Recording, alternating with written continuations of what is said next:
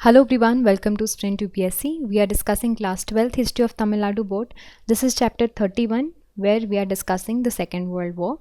तो पहले सेशन में हमने वॉर के कॉजेज़ समझ लिए हैं कि क्या क्या कॉजेज़ थे आपके वॉर के, और इस सेशन में हम डिस्कस करेंगे कोर्स ऑफ वॉर, क्या क्या चीज़ें हुई वॉर के समय और रिजल्ट्स क्या रहे सेकेंड वर्ल्ड वॉर के। तो देखो, कोर्स ऑफ वॉर समझते हैं। तो शुरुआत वहीं से करेंगे। Paris peace conference world war के बाद, फर्स्ट वर्ल्ड वॉर के बाद हुई थी। ठीक है, पोलैंड इसमें इंडिपेंडेंट किंगडम बना दिया गया था।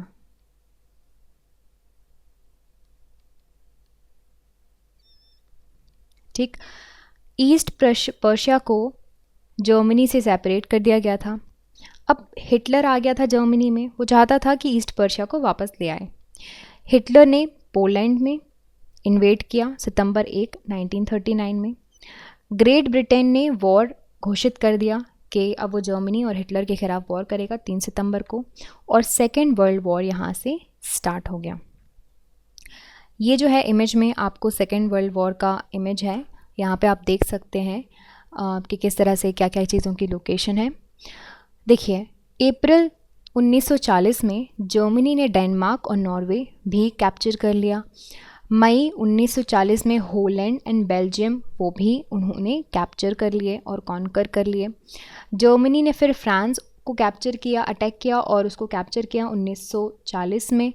इटली ने ब्रिटिशर्स के खिलाफ जो है नॉर्थ अफ्रीका में लड़ाई शुरू कर दी थी। मुसोलिनी ने अटैक किया ग्रीस में और उसको कैप्चर कर लिया जर्मन्स के सपोर्ट के साथ।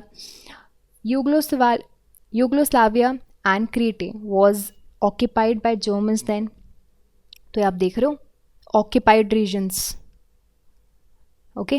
तो you can see these here in the map।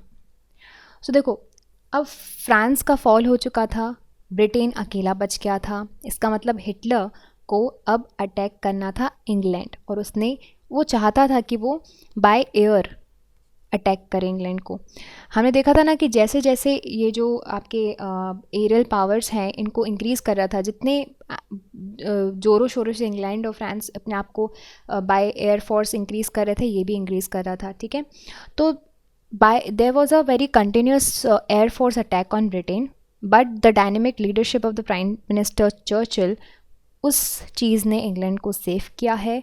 Germany conquer नहीं कर पाया ब्रिटेन को। Germany made a mistake. क्या मिस्टेक किया? उसने सोवियत यूनियन को इन्वेड किया। ठीक है, despite a non aggression pact. तो one of the important battles of them was the battle of स्टालिनग्रेड।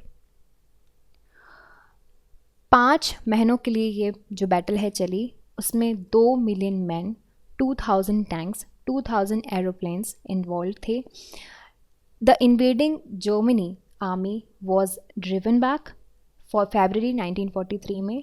About 90,000 German soldiers इन्होंने सरेंडर कर दिया। ये टर्निंग पॉइंट था वॉर का। फिर दिसंबर 1941 में जापान ने अटैक किया पर्ल हार्बर में। फिर ये जो ट्रेजिडी है, that dragged USA into the war. So ये जो अटैक ऑन पर्ल हार्बर था, it was a very surprised military strike by imperial Japanese navy air services, and that was upon the United States. ठीक है, तो US फिर अब चुप तो थोड़ी ना बैठेगा, वो इस यूएसए भी इस वॉर में आ गया। फिर जनरल मैकआर्थर थे, उनको सुप्रीम कमांडर बनाया गया पैसिफिक रीजन का। लॉर्ड माउंटबेटन थे commander of south east Asia. He drove the Japanese from Burma, जो कि आज की डेट का म्यांमार है। अफ्रीका में Abyssinia was captured by USA from Italy, है ना, इटली ने कैप्चर किया था ना इस रीजन को, अब यूएसए ने इसको ले लिया। इटालियन सोमालीलैंड भी कॉन्कर कर लिया इन्होंने। ब्रिटिश जनरल मॉन्टगोमेरी, उन्होंने लीबिया भी कैप्चर कर लिया जर्मन से।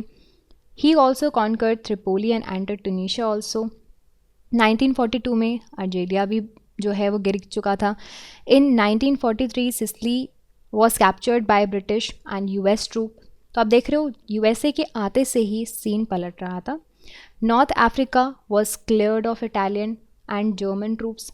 जो मेनलैंड था इटली का वो भी अटैक कर लिया गया। There was a revolt in Italy, Mussolini को अरेस्ट कर लिया गया फिर कैसे ना कैसे जर्मन्स की हेल्प के थ्रू वो एस्केप कर गया। सितंबर 1943 में इटली ने फिर सरेंडर कर दिया, मुसोलिनी को कैप्चर कर लिया गया और उसको and he was killed by his own people in April 1945। In 1944 allied forces जो थे वो फ्रांस में चले गए, उन्होंने एंटर किया, जर्मन आर्मी को वहाँ से फ्रांस से निकाल दिया। After the allied forces attack the Germany, फिर उसके बाद ये अलाइड फोर्सेस जर्मनी को कैप्चर करने लगे from the south west. Russia ने फिर फाइनली इन्वेड किया जर्मनी को from the east. On 2 May 1945 Russian army Berlin पहुंच चुकी थी, हिटलर ने सुसाइड कमिट कर लिया, जर्मनी ने फिर सरेंडर कर दिया। Even after the surrender of Germany, Japan का वॉर चल रहा था। यूएसए ने फिर, आप इस इवेंट को जानते ही हैं, यूएसए ने 2 एटम बॉम्ब्स जो हैं हिरोशिमा और नागासाकी में जो है ड्रॉप किए थे on 6 August in Hiroshima and Nagasaki में 9 अगस्त में। फॉलोइंग दिस फिर जापान ने सरेंडर कर दिया 14 अगस्त 1945 में। सेकेंड वर्ल्ड वॉर इसके बाद ख़त्म हो चुका था। वर्ल्ड वॉर जैसे ही ख़त्म हुआ 13 मिलियन यूरोपियंस मारे गए, 17 मिलियन सिविलियंस मारे गए और आप देख सकते हो कि किस तरह से एक डिवास्टेटिंग इफ़ेक्ट दिया। सारे मेजर सिटीज़ ख़राब हो चुके थे, एग्रीकल्चर की हालत ख़राब थी। जो पूरा सिर्फ ये देश जो इस वर्ल्ड वॉर में इन्वॉल्व थे वो लोग नहीं थे जिनको इफ़ेक्ट हुआ। The entire world had to face the untold miseries, चाहे वो डायरेक्ट हों या फिर इनडायरेक्ट हों। अब देखते हैं क्या क्या रिजल्ट्स रहे। तो देखो, in this war about 15 million soldiers and 10 million civilians, यानी कि नॉर्मल कॉमन लोग, इन सारे लोगों को अपनी जान देनी पड़ी। एक इम्पॉर्टेंट रिजल्ट अगर हम सेकेंड वर्ल्ड वॉर का देखें, and that was it brought to an end the colonial empire. ये जो कॉलोनीज़ बना के रखी हुई थी यूरोपियन कंट्रीज़ ने एशिया अफ्रीका में, वो अब ख़त्म हो गया। Multipolar world became bipolar world. तो अब यहाँ पे बहुत सारे रीजन्स थे ना जो कि डोमिनेट कर रहे थे, यूएसए, यूरोप की बहुत सारी कंट्रीज़, जापान, है ना। बट तो जहाँ पे 2 से ज़्यादा कंट्रीज़ होती हैं जो कि पूरे वर्ल्ड ऑर्डर को इफ़ेक्ट करती हैं, तो उसको मल्टीपोलर वर्ल्ड बोलते हैं, ठीक है। बट अब ये multipolar world second world war के बाद बायपोलर हो चुका था। अब यहाँ पे 2 कंट्रीज़ मेजर पावर थी, यूएसए एंड यूएसएसआर, ये सुपर पावर बन चुके थे। कोल्ड वॉर इनके बीच में स्टार्ट हो गया था। कोल्ड वॉर का मतलब ये आर्म्स एमिनेशन से लड़ाई नहीं कर रहे थे, डिप्लोमेसी से लड़ाई कर रहे थे। आइडियोलॉजिकल वॉर चल रहा था यूएसए और यूएसएसआर के बीच में। So these all are the course and the results of war. और हमने ये 2 सेशन में समझा है what was the second world war. So this is it about this particular chapter. I hope आपको ये सारी चीज़ें समझ में आई हों, and if you like this video, you can subscribe to the YouTube channel for more videos and updates, and also you can download the Sprint UPSC app to practice book chapter and topic wise. Remember, candidates, just reading books and watching videos are not going to help you out unless you practice thoroughly. So identify your mistakes and work to improve your performance. And Sprint UPSC is the perfect app to do all of this. अगर आपको ये video पसंद आया हो तो हमारे YouTube channel को subscribe कीजिए और वीडियोज़ एंड अपडेट्स के लिए साथ ही साथ डाउनलोड कीजिए Sprint UPSC ऐप। यहाँ पर आप अपनी books chapter and topic wise practice कर सकते हैं। देखिए, सिर्फ पढ़ने से और वीडियोस देखने से मदद नहीं मिलेगी। जब तक आप अच्छे से प्रैक्टिस नहीं करोगे तो अपनी मिस्टेक्स को जानिए, परफॉर्मेंस को इंप्रूव कीजिए, और स्प्रिंट यूपीएससी इसके लिए परफेक्ट ऐप है। I will see you soon in the next video. Thank you very much.